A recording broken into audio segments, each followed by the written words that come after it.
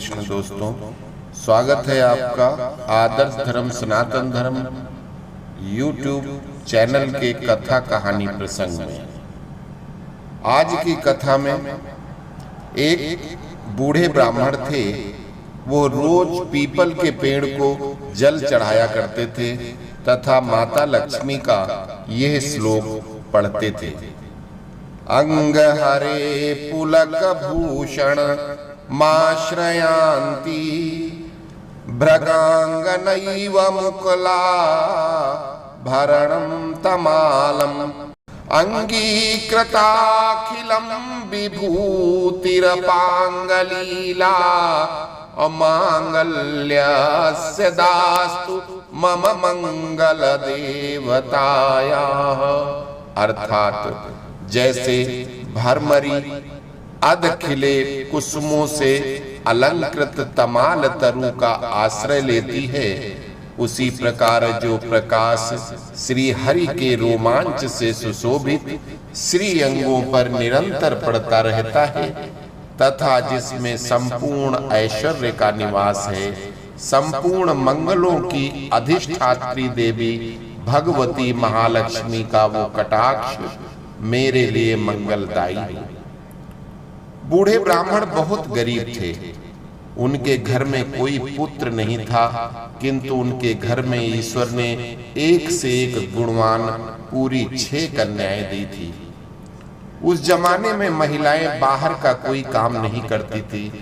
अन्न और धन का उपार्जन का काम सिर्फ पुरुष का होता था। ब्राह्मण देवता बूढ़े थे, इसलिए इतना भी अनाज नहीं कर पाते थे कि पूरा परिवार भर पेट भोजन खा सके। काफी दिन से वो पूजा कर रहे थे और माता लक्ष्मी और भगवान श्री हरि विष्णु का जाप करते थे। एक दिन अचानक उस पीपल के तने में से एक छोटी सी कन्या निकल आई और ब्राह्मण देवता से बोली कि आप तो मेरे पिता समान हो, मेरा और कोई नहीं है, अतः मैं आपके साथ आपके घर चलूंगी। बूढ़े ब्राह्मण को लगा कि यह कन्या कहीं बाहर से आई है, पेड़ के पीछे छिपी होगी, मुझे देखकर निकल आई है, अतः वो बोले बेटा अपने घर जाओ। किंतु लड़की बोली अब से मेरा घर तो आपका ही घर है। बूढ़े ब्राह्मण फिर कहते हैं किसी तरह से उससे जान बचाकर कैसे निकला जाए, क्योंकि वो लड़की पीछे नहीं छोड़ रही थी। अब बूढ़े ब्राह्मण किसी तरह से उसको बहका करके निकल आए। अगले दिन फिर जैसे ही उन्होंने माता लक्ष्मी का मंत्र पढ़ा कि पेड़ में से कन्या निकल आई। अब उसको देखकर विप्रदेव डर गए और बोले कि मुझे कोई परेशानी नहीं होती आपको अपनी बेटी बनाने में, किंतु समस्या ये है कि मेरे घर पर पहले से 6 कन्याएं मौजूद हैं, मैं उनको ही भरपेट भोजन नहीं दे पाता, तो आपको क्या करेंगे, कृपया आप कोई और को देखो। वो बिटिया बोलती है पिताजी जो सब खाएंगे हम भी खा लेंगे, जैसे सब रहेंगे मैं भी रह लूंगी, किंतु आप मुझे लेकर चलो। पंडित जी परेशान क्या करें, इतनी छोटी कन्या, क्या बताएं उसको। अच्छा कल आपको बताता हूँ, घर वालों से तो पूछ लूं।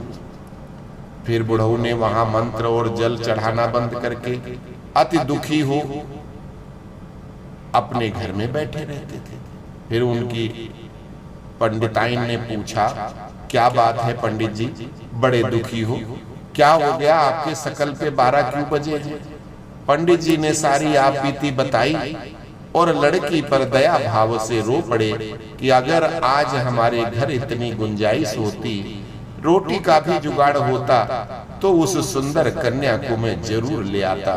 बेचारी बुढ़िया बोली अगर ऐसी बात है तो जाकर ले आओ, मैं उसमें और अपनी पुत्रियों में कोई भेद नहीं करूंगी। जब 6 मेरे पास पहले से हैं जो 6 खा रही हैं, वो 7वीं भी खा ली। पंडित जी अगले दिन जाते हैं, पीपल पे फिर से जल चढ़ाया और माता लक्ष्मी का जैसे ही श्लोक पढ़ा कि कन्या हाजिर हो गई और बोली मैं चलने को तैयार हूँ।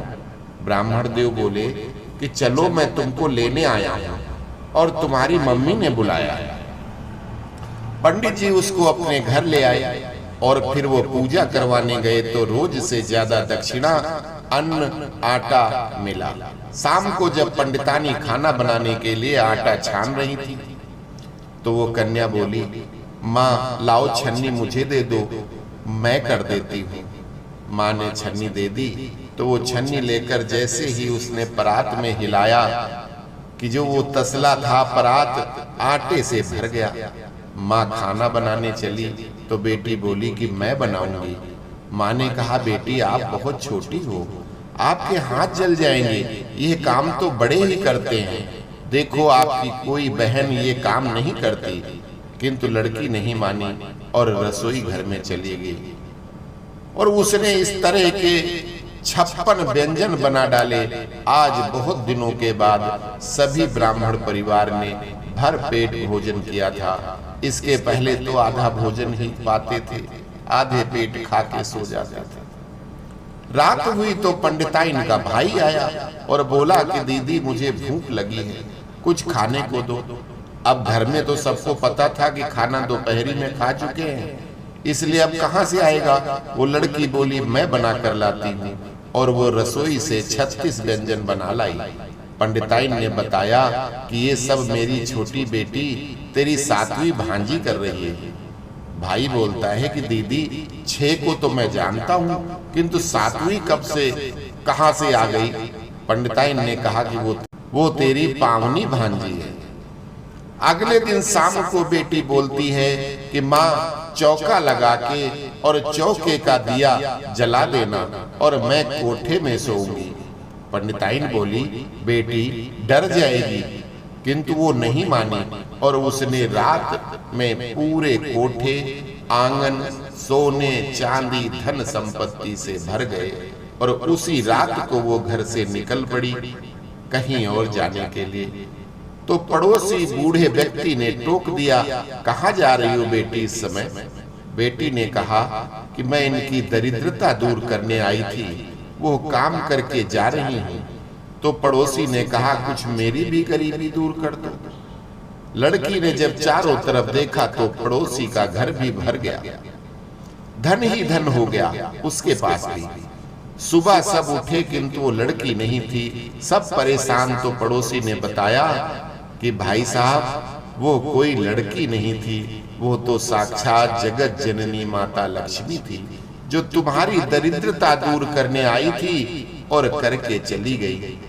तुम्हारी वजह से मुझे भी इतना सारा धन देकर गई हैं। लक्ष्मी माता तो ऐसे ही समय समय पर लोगों के ऊपर दया करती रहती है। निष्कर्ष, मनुष्य अगर दिल से ईश्वर की याद करता है तो ईश्वर अवश्य मिलते हैं। वो रूप कुछ भी हो सकता है। उम्मीद करते हैं आप लोगों को ये कथा पसंद आएगी। अस्तु। जय श्री हरि।